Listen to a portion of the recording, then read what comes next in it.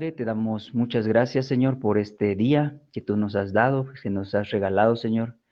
Te venimos a ti, Señor, a ofrecer todo nuestro ser, Señor, todo lo que somos, Padre, porque tuyos somos, Señor. Nada nos pertenece, sino que todo es tuyo, Señor. En este caso, nuestras vidas te pertenecen, Señor. La vida de nuestras familias te pertenece, Señor. La vida de nuestra iglesia te pertenece, Señor. Lo ponemos todo en tus manos, Padre. Te pedimos, Señor, en esta mañana, Señor, que tú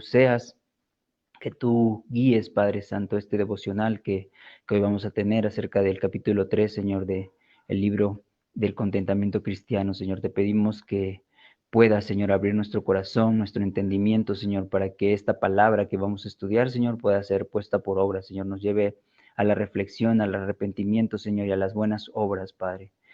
Te agradecemos, Señor, porque tú eres infinitamente fiel, infinitamente amoroso, Señor, con nosotros y no nos abandonas, Señor. Te pedimos también, Señor, por cada una de las personas que nos estarán oyendo, Señor, para que seas tú en medio de sus corazones, Señor, en medio de sus pensamientos, Señor, para que tú puedas obrar en medio de ellos, Señor, para que también tú puedas mostrarles, Señor, lo que has venido mostrando durante estos siglos, Señor, que lo importante que es estar contentos, lo importante que es ser alegres, Señor, estar gozosos todo el tiempo, Padre. Te damos gracias por la vida de mis hermanos, Señor, aquellos que estén pasando alguna necesidad, Señor, cúbrela. Permite, Señor, que ellos puedan escuchar este tiempo, Señor, este devocional, y que todos podamos aprender y ser enriquecidos en tu palabra, Señor. Te damos todo, te damos gracias en nombre de tu Hijo Jesús. Amén. Bien, hermanos, pues hemos orado. Vamos a iniciar este devocional. Les ofrezco una disculpa, no pude terminar mis diapositivas, editarlas, básicamente. Esta tarea de acomodar los mensajes, los textos y las imágenes. Pero bueno, ya ahorita platicamos con Isra de poderles ofrecer al terminar la prédica el material para que lo puedan repasar o estudiar, ¿de acuerdo? Entonces, bueno, vamos a empezar a hablar acerca de este capítulo 3. El capítulo 3 lleva por nombre Las promesas de Dios, ¿de acuerdo? Entonces, hoy vamos a tratar de analizar este capítulo acerca de las promesas de Dios. Recordarles, el libro que estamos leyendo es El contentamiento cristiano, una joya rara, por Jeremías Borrow. Entonces, antes de poder entrar al mensaje que el autor nos ofrece, me gustaría también hacer una breve introducción de este capítulo número 3, que seguramente retomará muchos de los elementos que ya se han comentado en el capítulo 1 y 2, ¿no? Y en general en nuestra vida cristiana. Lo primero que quisiera plantear es que nos imaginemos una mesa o un lugar en el que se encuentran ahí joyas, joyas a lo mejor de la abuelita, a lo mejor de la mamá, a lo mejor tuyas, si eres mujer, regularmente son las que más joyas tienen, y si eres varón o si eres hombre, pues las de tu esposa, o si tuviste mamá que era fan de las joyas, pues las joyas de la mamá. Y si no, pues imagines en alguna otra situación en la que hayas visto joyas. Y en ese sentido, pues me gustaría que las tuvieras frescas en la mente y pensaras cómo son las joyas, cuál es la característica de las joyas, ¿no? El autor denominó a su libro una joya rara, es decir, está hablando de que hay ahí una idea de lo que es una joya, pero particularmente de lo que es una joya rara, ¿no? Entonces, bueno, lo primero que hicimos fue imaginarnos estas joyas. Habría que preguntarnos entonces, ¿qué hace que una joya sea rara? eh, tenemos unas frases regularmente aludiendo a lo raro, a lo diferente, ¿no? Y regularmente, pues, hacemos adjetivos calificativos respecto de eso. Entonces, en este momento también quisiera que pensaran en qué hace que una joya sea rara, ¿de acuerdo? Es una pregunta, habría que pensar en algunas ideas. Y bueno, yo aquí les voy comentando algunas de las respuestas que yo mismo me ofrecí, ¿no? Bueno, ¿qué hace que una joya sea rara? Bueno, pues sin duda que los materiales que se utilizan, ¿no? Regularmente vemos las joyas y decimos, qué raro material, ¿no? Qué rara presentación, ¿no? Entonces, los materiales pueden hacer que una joya sea rara. También regularmente vemos a las joyas y pensamos en los diseños, ¿no?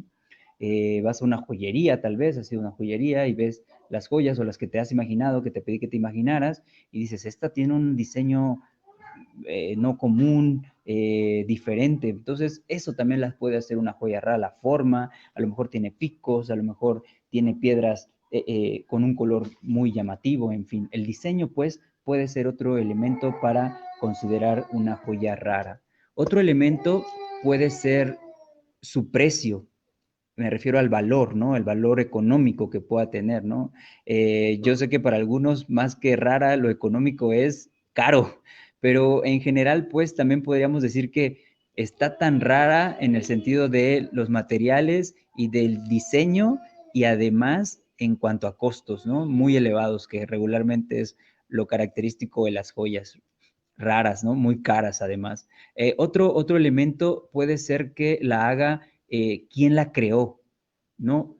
El diseñador.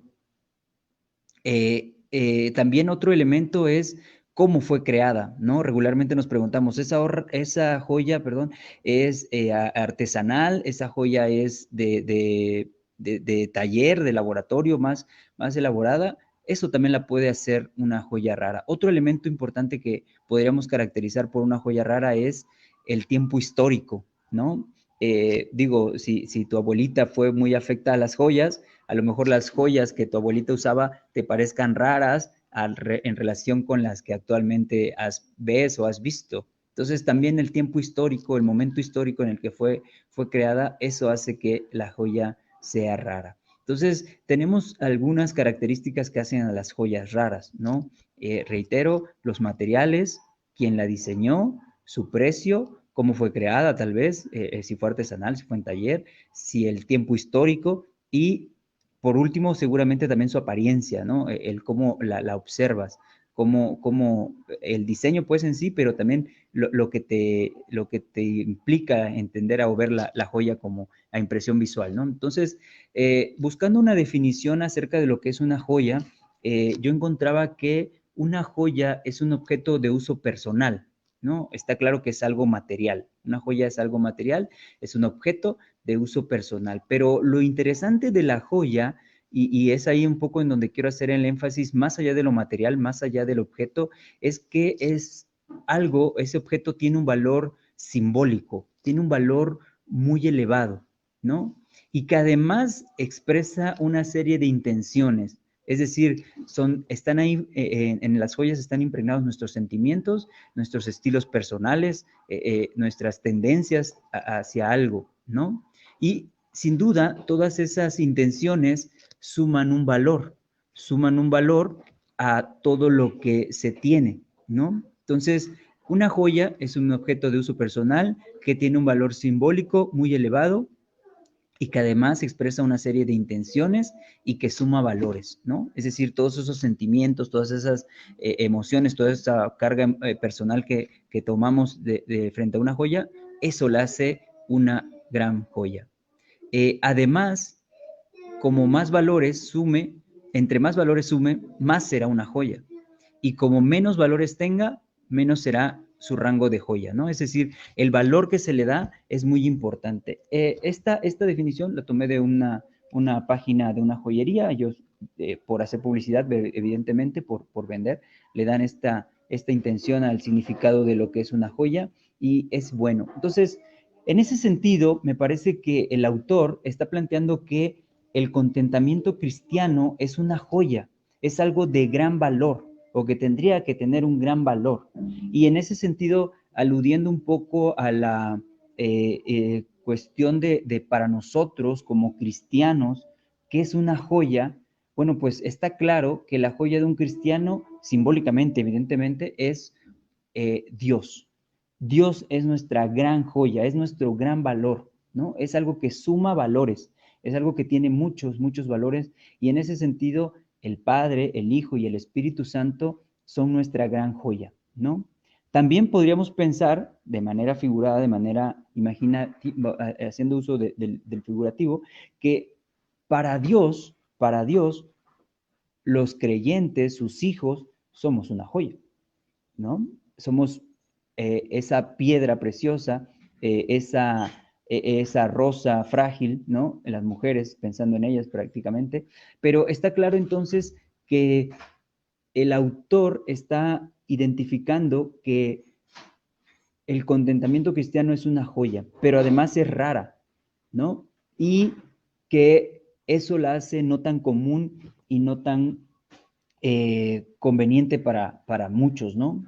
Ahora, estamos claros entonces que si para nosotros como cristianos, Cristo, el Padre y el Espíritu Santo son nuestra gran joya, pues tendríamos que entender, ¿no? ¿Qué es este gran misterio? En ese sentido, entonces, vamos a entrar de lleno al texto, a lo que el autor nos está planteando. Ya dimos esta pequeña breve introducción sobre lo que es una joya rara. Más adelante voy a hacer énfasis en qué sentido intenté abordar esto de la joya rara en el contexto ya del material, ¿no? Entonces, el autor empieza presentándonos el capítulo 3 con algunas ideas, pero antes de esas ideas yo me planteaba una pregunta que me parecía relevante. ¿Por qué resulta raro, misterioso, hablar o exponer el contentamiento cristiano? Decíamos que el contentamiento es una joya, pero además es rara. Y entonces el autor en 1800, perdón, el dato, 648, escribe este texto y dice, en este momento esto es raro. El contentamiento cristiano es algo de sumo valor, pero es raro.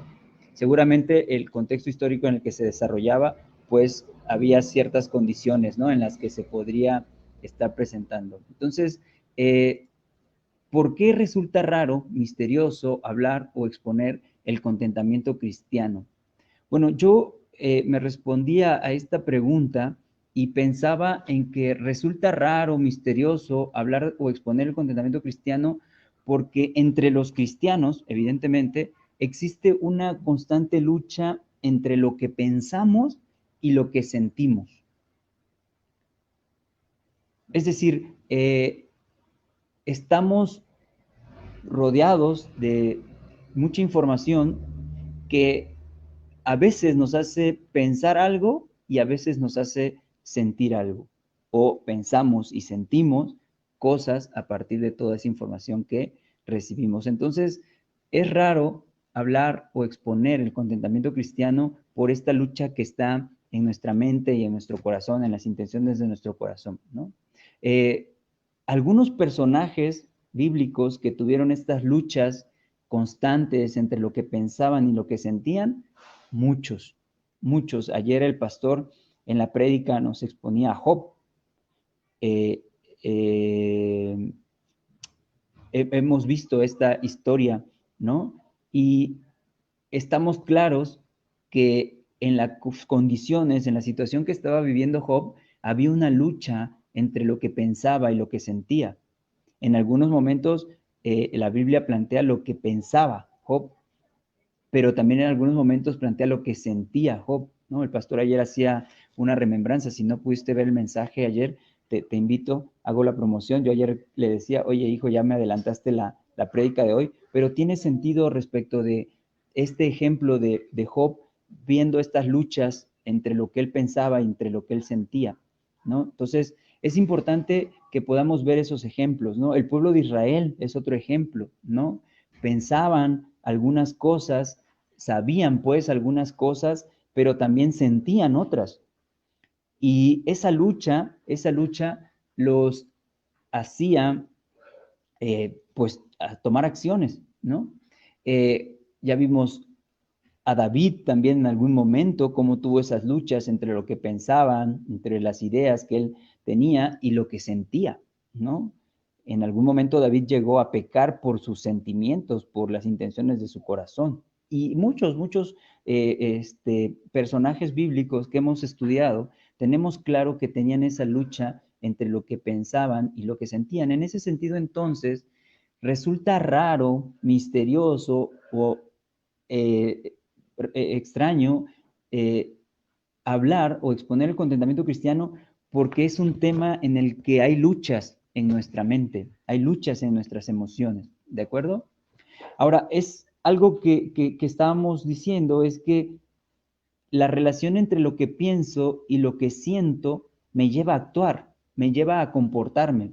Entonces, si le sumo que tengo esas luchas en mi mente entre lo que pienso y lo que siento, eso me hace actuar, comportarme, y mis comportamientos hablan de lo que yo pienso y lo que yo siento, es decir, lo que pienso y lo que siento determina mis actos, ¿no?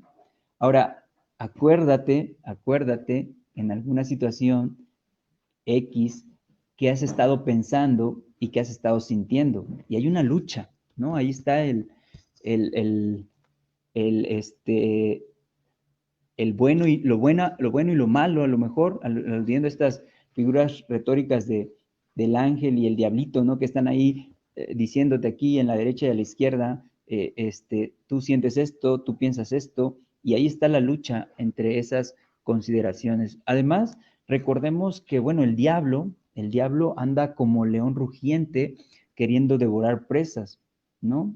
Entonces, cuando hablamos del contentamiento cristiano, vienen todas estas luchas. Y a lo mejor una pregunta es, ¿por qué no puedo estar contento? ¿Por qué no puedo estar alegre?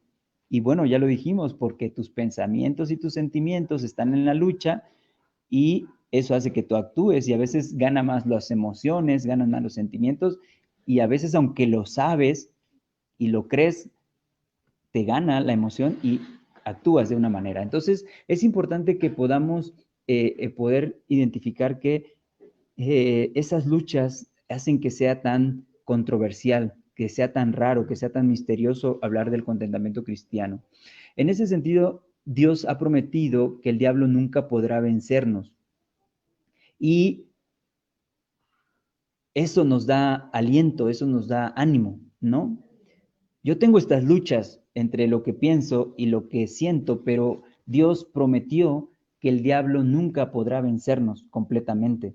En ese sentido, entonces, si el diablo no nos va a poder vencer, las luchas que yo tenga las va a ganar alguien. Y ese alguien es Cristo, es el Padre, es el Espíritu Santo. Entonces, estamos claros que lo que pensamos es importante, lo que sentimos es importante, pero el diablo no puede vencernos completamente en esas luchas, aunque él nos pueda hacer ver que somos débiles, que nuestras emociones nos dominan o que a veces nuestros pensamientos muy racionales, muy cuadrados nos dominan, no es así. No nos puede vencer completamente, ¿no? Es importante que podamos entender entonces que si Dios prometió que el diablo nunca podrá vencernos completamente, entendamos qué son las promesas de Dios, ¿no? Entonces, eh, Jeremías empieza hablando sobre las promesas de Dios en este capítulo número 3, que es de lo que vamos a hablar el día de hoy, entonces de lo que estamos estudiando el día de hoy. Entonces, Dios prometió que el diablo no podría vencernos completamente. Y empieza la lucha, ¿te das cuenta? Empieza la lucha entre lo que pienso y lo que siento.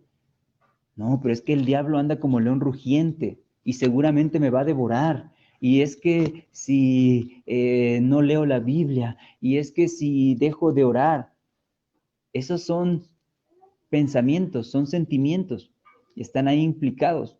Pero también si tú dices que esfuérzate y sé valiente y tomas la palabra de Dios, vas a encontrar elementos importantes para que tus pensamientos estén influenciados más por Dios, porque el diablo no va a poder vencerte completamente, ¿no? Entonces, las promesas de Dios, también hace un tiempo estuvimos estudiando el libro de Pink, acerca de los decretos, bueno, los atributos de Dios, y un tema es los decretos de Dios, ¿no? Entonces, las promesas de Dios son sus decretos.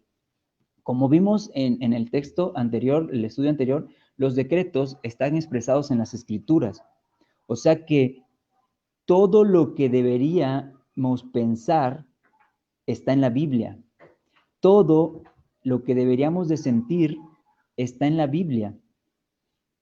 Sin embargo, nuestra lucha, nuestra carne, nos lleva a pensar en otras cosas y a sentir conforme a nuestro corazón y no conforme al corazón de Cristo. Entonces, eh, recordemos que los decretos de Dios son sus consejos.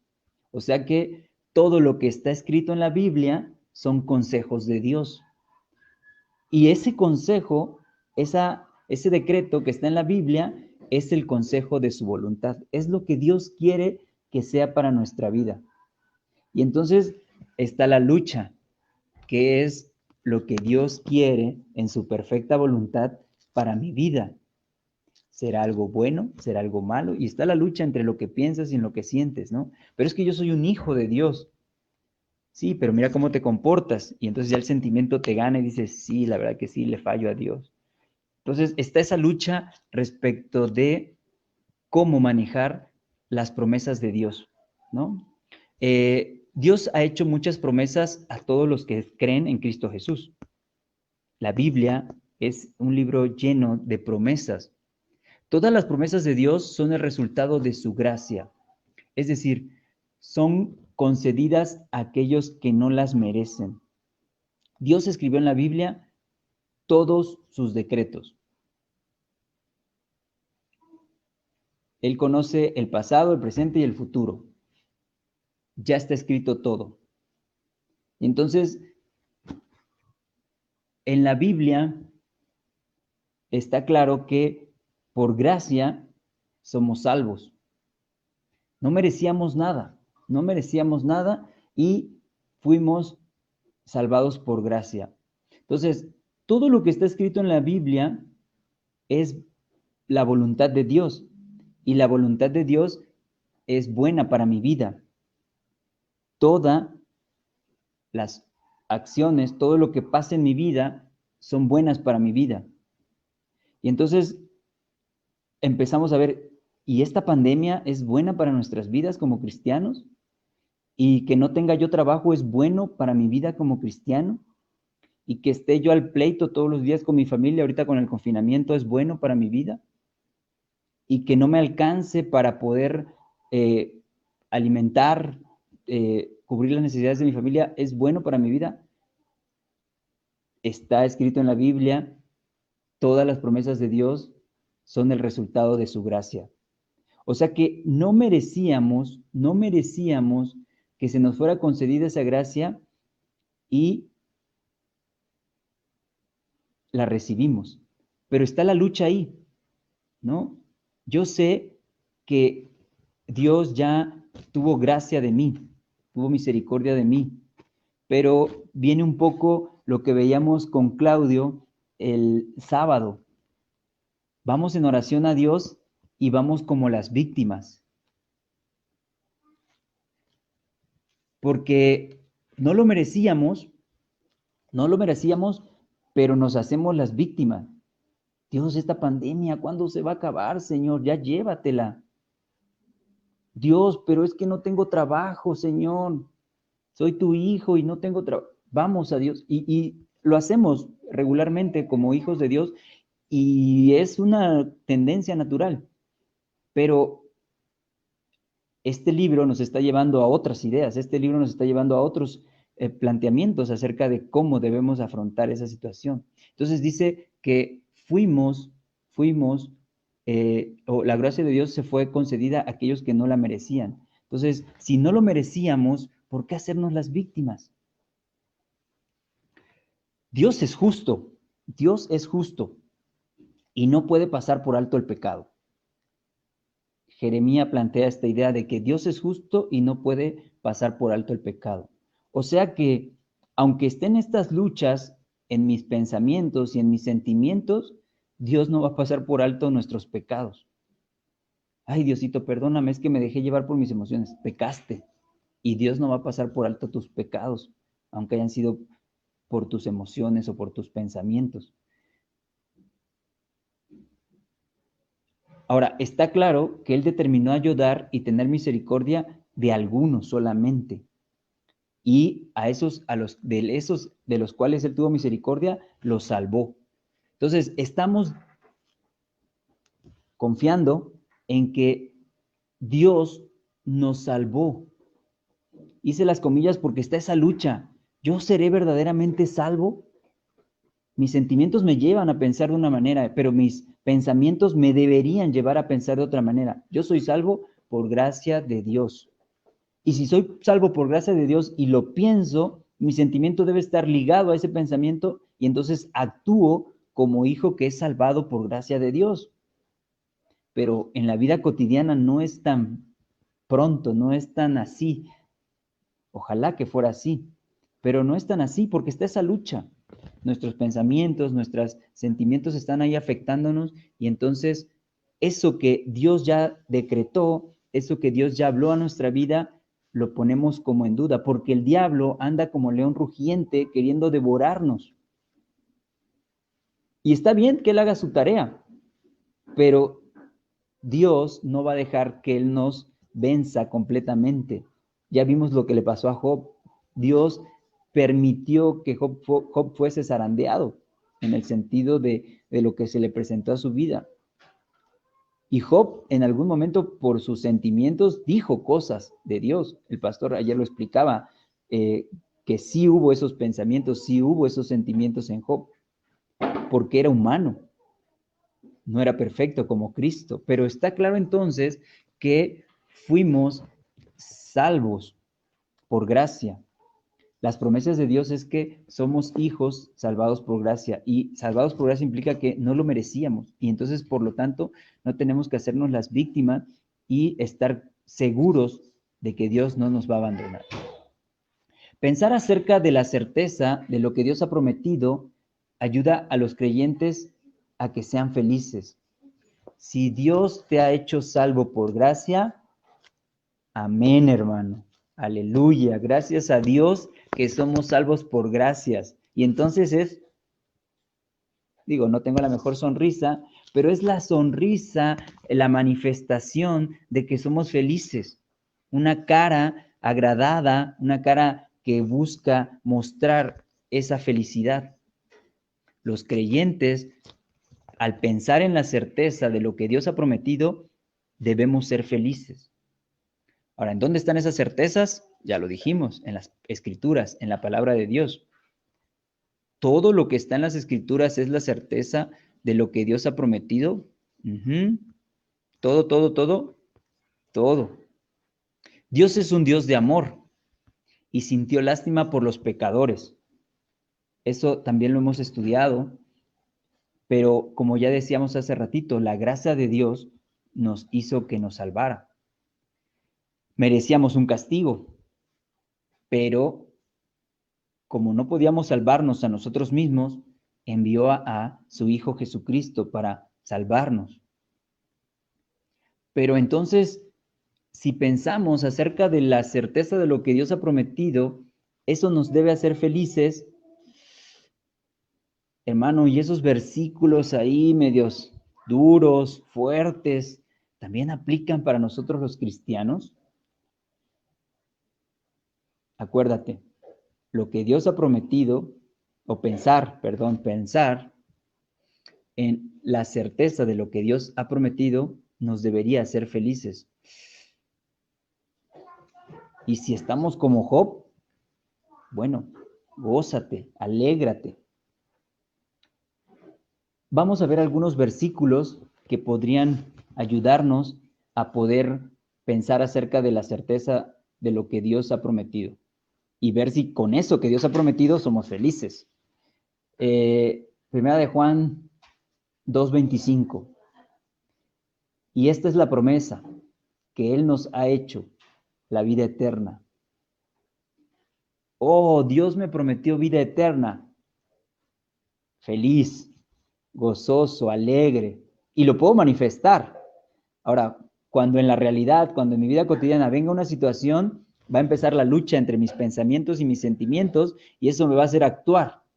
Jeremías dice, por eso hablar o exponer acerca del contentamiento cristiano es una joya rara, diseñada en un taller o por un artesano, pero es una joya rara, porque va a estar en esas luchas. Otro versículo que me pareció interesante, Isaías 41:10. No temas, porque yo estoy contigo. No tengas miedo, porque yo soy tu Dios. Te fortaleceré y también te ayudaré. También te sustentaré con la diestra de mi justicia. Amén, estoy feliz de eso. Que Dios lo haga, que me sostenga. Mateo 11:28. Vengan a mí todos los que están fatigados y cargados, y yo los haré descansar. Hay una lucha en nuestra mente. Está ahí el decreto, está ahí la promesa de Dios que Él nos hará descansar. Pero en la cotidianeidad, si se te perdió algo, si no te salieron las cosas como querías, ya no descansas, te fatigas, te cargas de cosas. Aunque para el creyente las promesas de Dios nos deberían de dar alegría, la certeza de las promesas de Dios nos deberían dar alegría, está esa lucha, influenciada por nuestros sentimientos y nuestros pensamientos, que a veces no tomamos en cuenta tanto los pensamientos y más los sentimientos y actuamos. Y entonces la felicidad se va de nuestro rostro, nuestra felicidad se va quién sabe a dónde. Otro texto, Juan 10:27-29. Mis ovejas oyen mi voz. Oye, lo que está diciendo Dios es que somos sus ovejas. Es una promesa, somos sus ovejas. O sea que Él es nuestro pastor. Y como nuestro pastor nos va a hablar. Y tenemos oídos y oímos la voz de Dios. Y eso a lo mejor eso nos hace felices porque decimos, sí, yo oigo la voz de Dios. Qué feliz soy cuando oigo la voz de Dios, cuando estoy en oración, cuando estoy en mi devocional. Eso es bueno. Pero, y yo las conozco, dice Dios. O sea que Dios nos conoce. Sí, Dios me conoce. Hay certeza, estoy alegre por eso que Dios está diciendo que Él me conoce. Y me siguen. Pecamos, nos caemos, pero seguimos a Dios. Le seguimos y ahí viene la lucha. Yo les doy vida eterna y no perecerán jamás. Hay una intención en esa promesa. No perecerán jamás.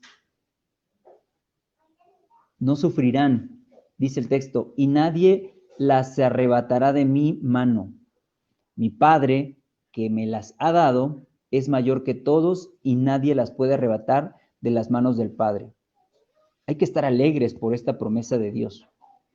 No les ha sobrevenido ninguna tentación que no sea humana, pero fiel es Dios, quien no los dejará ser tentados más de lo que ustedes pueden soportar, sino que juntamente con la tentación dará la salida para que la puedan resistir. Sí, Señor, me gozo y me pongo alegre, estoy contento por esa promesa que tú me has dado. Van a haber tentaciones porque soy hombre, porque soy humano, porque soy débil. No hay ni uno bueno en este mundo, pero está claro que Dios me sostendrá y juntamente con esa tentación me dará la salida. No, hermano, es que yo no he podido vencer ese pecado. Llevo 20 años, llevo 10 años, llevo 2 semanas. Dios te dará la salida. Ahora, esas son muchas promesas positivas, que regularmente son las que en nuestra mente están ahí muy claras. Y aún con que son positivas, luchamos, tenemos esa lucha. Aunque está la certeza ahí, aunque está escrito en la escritura, es una certeza, es una verdad, hay duda, hay incertidumbre. Y eso lo hace extraño, eso lo hace raro. Y ante esa promesa deberíamos estar alegres. Y eso es todavía más raro a veces. Hay otros textos que me gustaría que tuvieran ahí lectura. Apocalipsis 3:19. Yo reprendo, Apocalipsis 3:19. Yo reprendo y disciplino a todos los que amo. Por lo tanto, sé fervoroso y arrepiéntete. Pensar acerca de la certeza de lo que Dios ha prometido ayuda a que los creyentes sean felices. Y cuando escuchas este texto, cuando escuchas esta promesa declarada en la Biblia, tú dices, yo reprendo y disciplino a todos los que amo. No, no, no. No puedo estar alegre ante esto. No puedo estar feliz ante esto. Por lo tanto, sé fervoroso y arrepiéntete. Ve y perdona. Ve y... Ay, no puedo estar alegre, no puedo ser feliz con eso. Otro versículo, Levítico 5:17. Si alguien peca inadvertidamente e incurre en algo que los mandamientos del Señor prohíben, es culpable y sufrirá las consecuencias de su pecado. Es una promesa declarada en las Escrituras. Eso no me hace feliz, pero decimos, dice Jeremías, pensar acerca de la certeza de lo que Dios ha prometido ayuda a los creyentes a que sean felices. Yo debo estar feliz porque mi Padre, si yo voy y me arrepiento, y si pequé y soy culpable, Él me hará pagar las consecuencias. Y ya me las ha hecho pagar, muchas. Y a lo mejor me faltan, pero Dios está trabajando en mí. Ezequiel 18:30. Arrepiéntanse y apártense de todas sus maldades, para que el pecado no les acarree la ruina. Arrepiéntanse y arrepiéntanse y apártense de todas sus maldades. Es una certeza de lo que Dios ha prometido, y eso nos debe estar felices. Cuán dichoso es el hombre a quien Dios corrige. No menosprecies la disciplina del Todopoderoso. Job 5:17. No menosprecies la disciplina, la corrección del Dios Todopoderoso. Yo no puedo estar feliz con eso, Dios. Yo no puedo, Dios. Ahora, sí, hermano, al creyente esto le debe dar felicidad, le debe dar alegría. No te hagas la víctima, no vayas a Dios como víctima, arrepiéntete. Demuestra a Dios que hay un cambio en ti, que está habiendo una transformación en ti. Entonces, en general leímos varios versículos que hablan de los decretos de Dios expresados en la Biblia y que son certezas que Dios ha prometido y por las cuales deberíamos estar felices. Hay otras, muchas, ¿no? ¿Qué piensas de las afirmaciones anteriores? ¿Qué piensas de toda esta verdad que hemos leído en estos 5, 6 versículos, 10 versículos?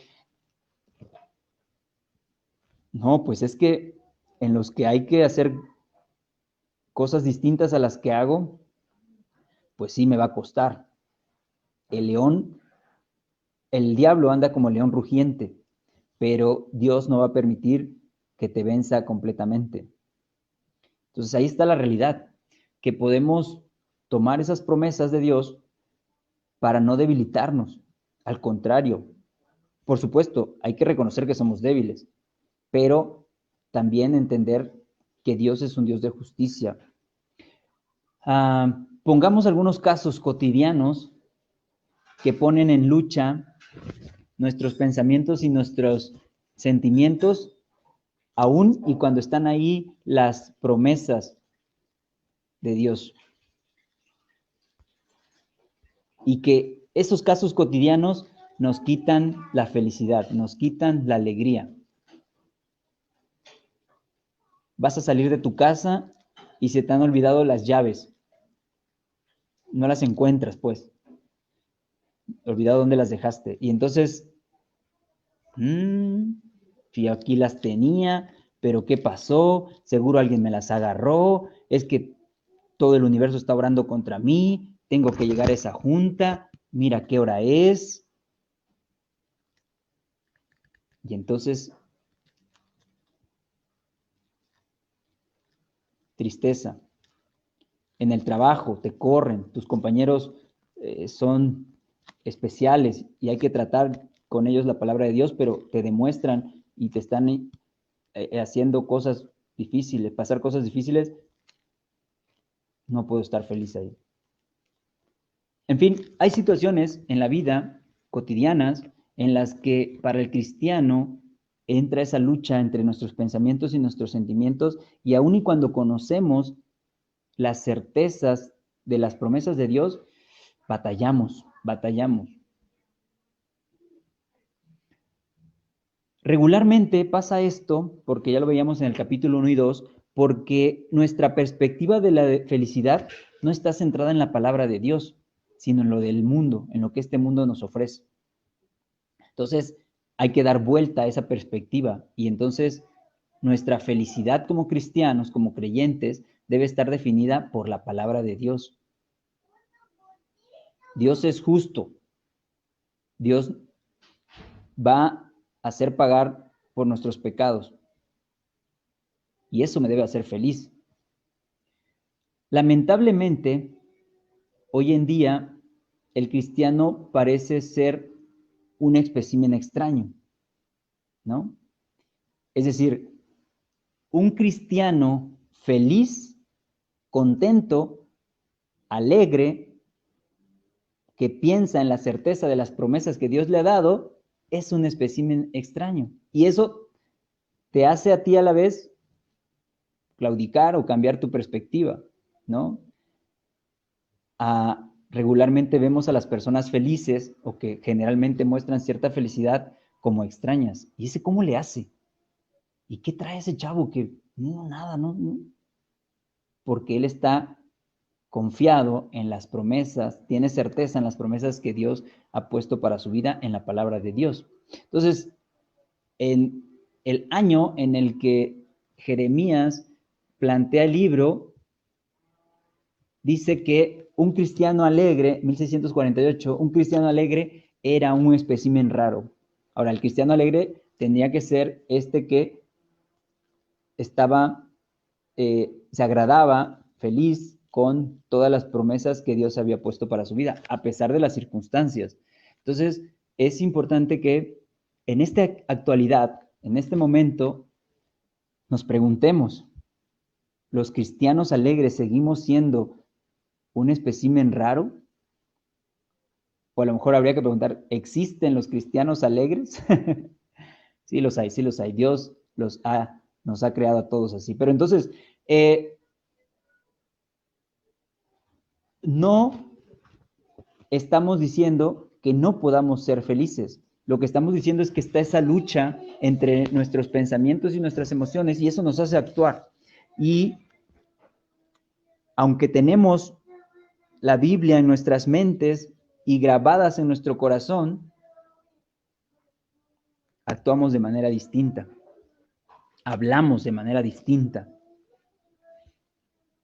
En Romanos 12:2 dice, no os conforméis a este siglo, sino transformaos por medio de la renovación de vuestro entendimiento para que comprobéis cuál sea la voluntad de Dios, buena voluntad de Dios, agradable y perfecta. En este siglo, la Biblia es de ayer, hoy y por siempre. En este siglo, el libro de Jeremías fue en 1648, pero en este siglo, hoy, 7 de septiembre, ¿cómo está nuestra perspectiva de la felicidad? ¿La sociedad nos ve como un espécimen raro? ¿Como una joya rara? ¿O no? No, ni te juntes con él porque es cristiano, pero no está muy alegre. No es muy alegre. No demuestra con sus acciones ser muy alegre, estar cada vez que piensa en las certezas de las promesas que Dios le ha dado, feliz. Y el hermano podría decir, es que tengo mis luchas, sí, pero Dios te da la posibilidad de no conformarte a este siglo, sino transformaos tu entendimiento, renovar tu entendimiento, porque todo lo que Dios haga en tu vida será bueno, será agradable y es perfecto. Los decretos de Dios es su buena voluntad.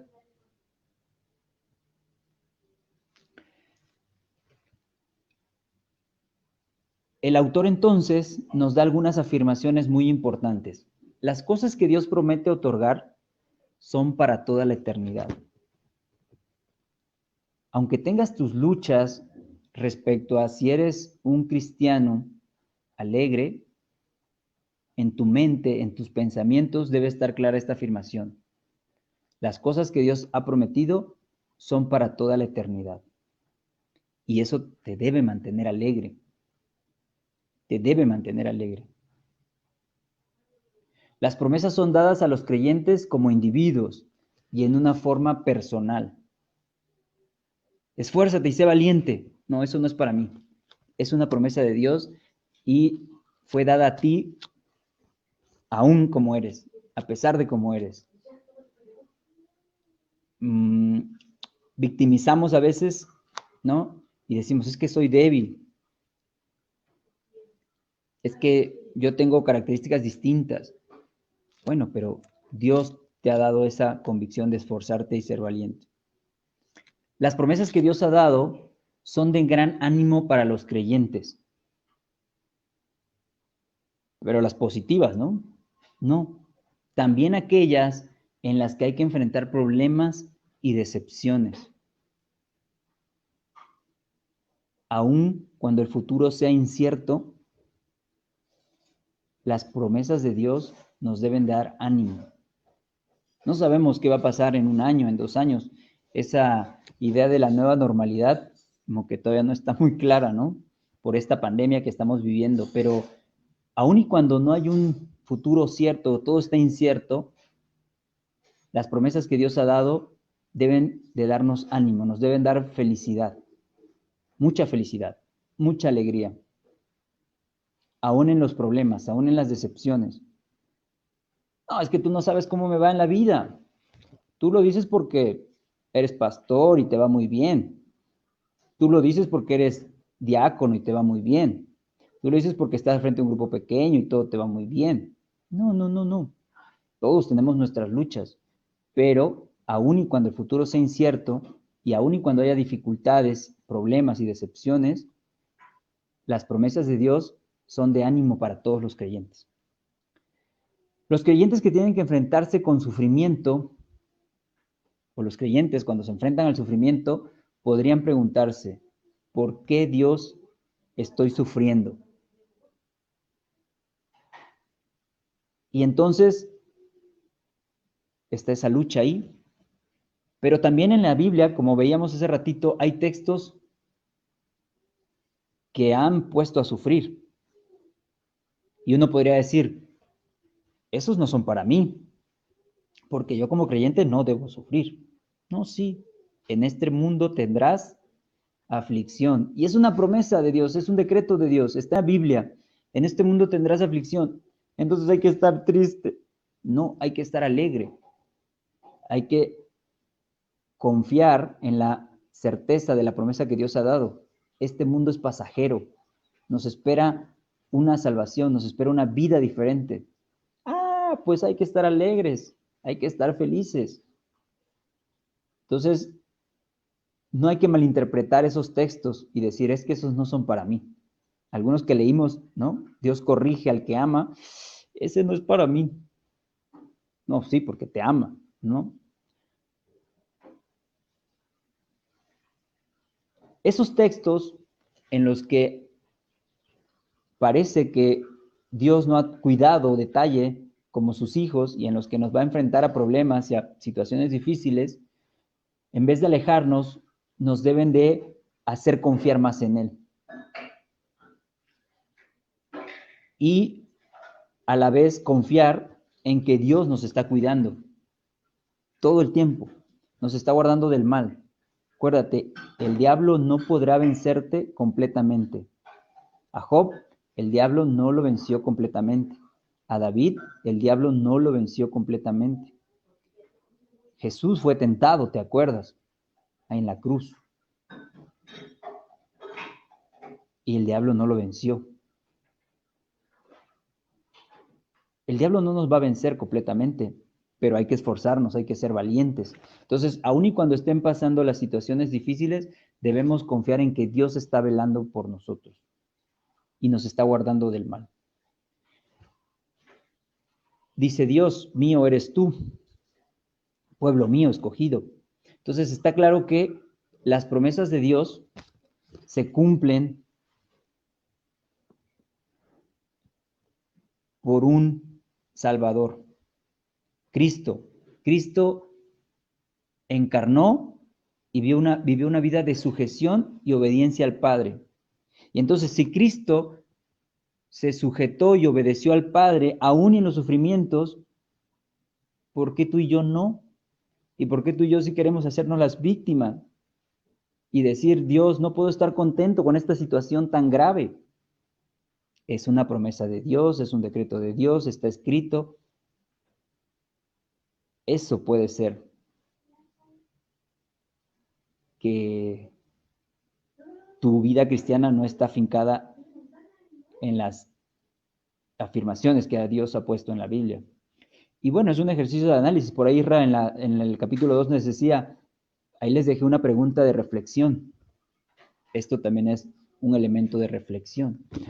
Entonces, podemos decir que Dios ha prometido acreditar la obediencia de Cristo a los creyentes y también quitar su culpa imputándola a Cristo. O sea que Dios nos ha quitado la culpa y se la ha dado a Dios. Y Él vino a este mundo.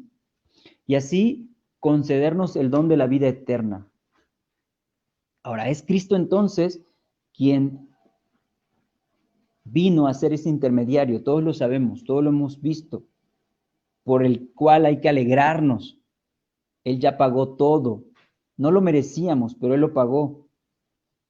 Pero además, el Espíritu Santo. El Espíritu Santo nos da vida nueva y nos conduce a creer en el Señor.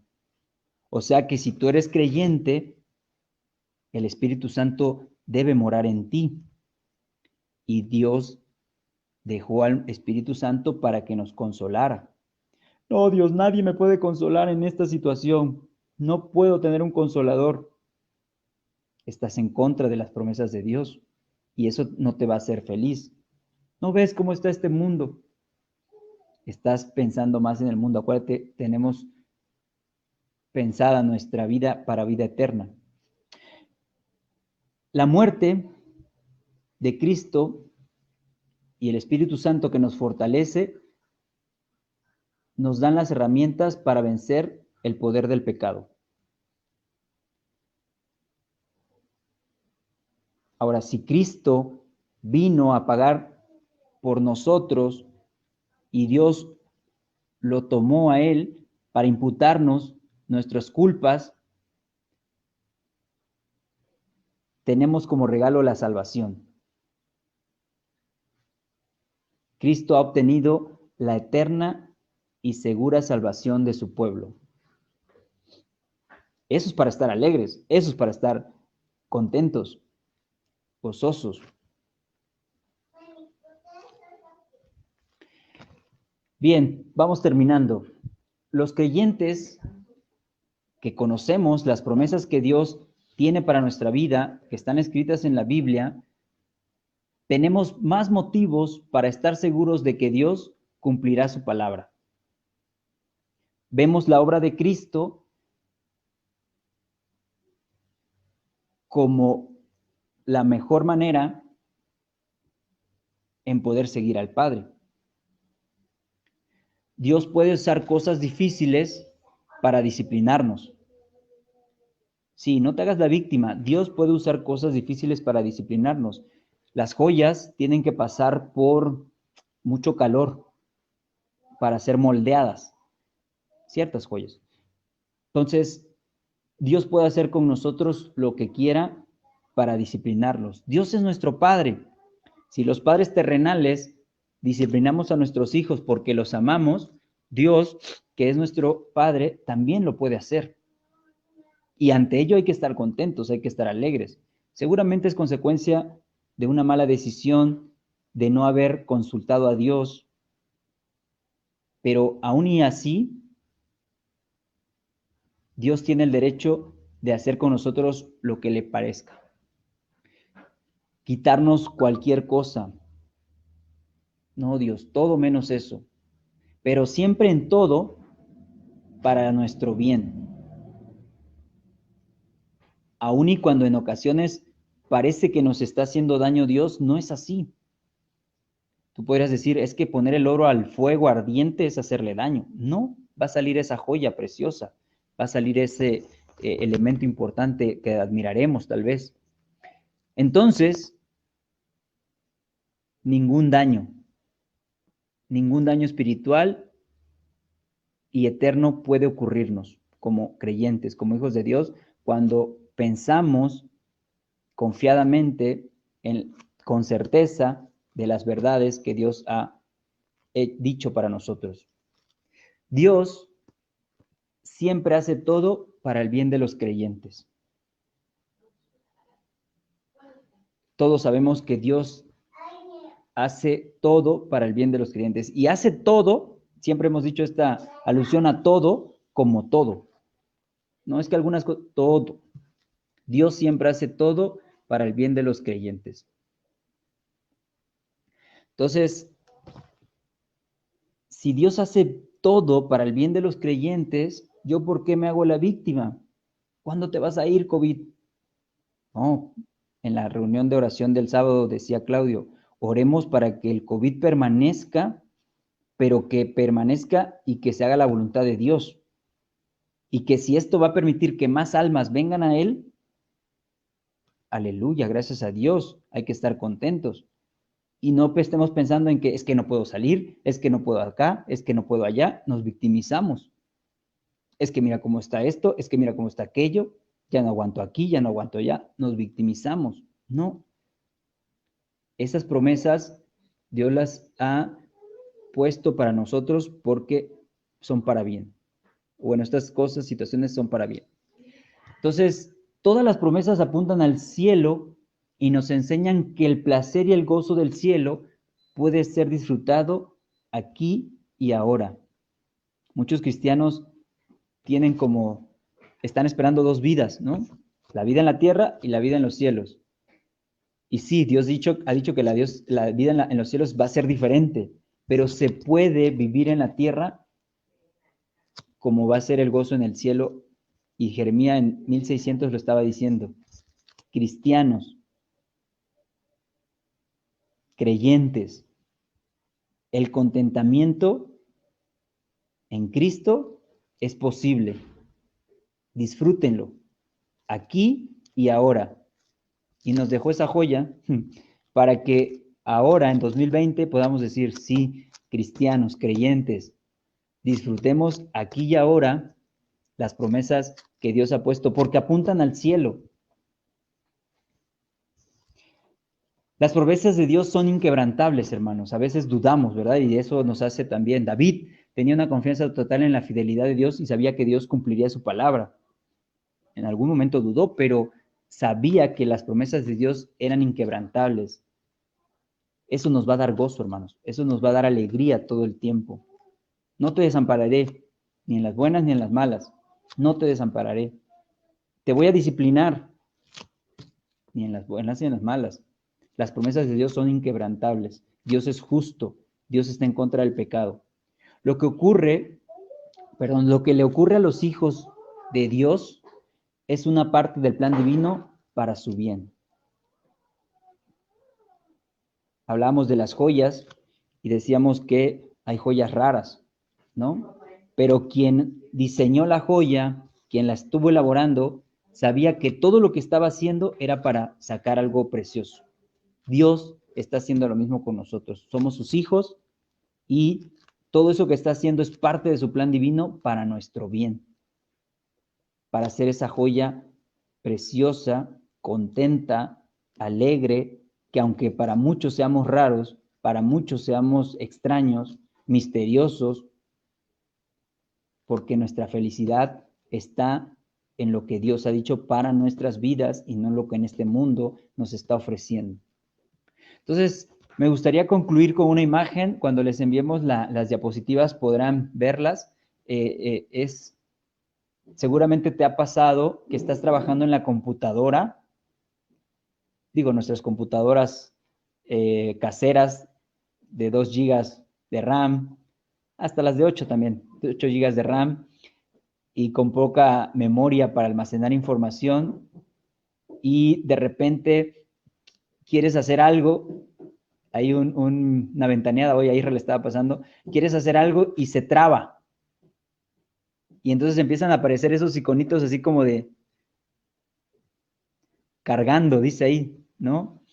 Espere un momento, cargando. Entonces, ¿a qué horas va a pasar esto? ¿A qué horas va a acabar esto? Bueno, aprendamos a estar contentos, dice Jeremías. Aprendamos a estar contentos en todo tiempo, en todo momento. Así como la computadora se traba y está procesando la información, así debe ser la felicidad del cristiano. O sea que durante nuestra vida deberíamos estar cargando todo el tiempo la felicidad.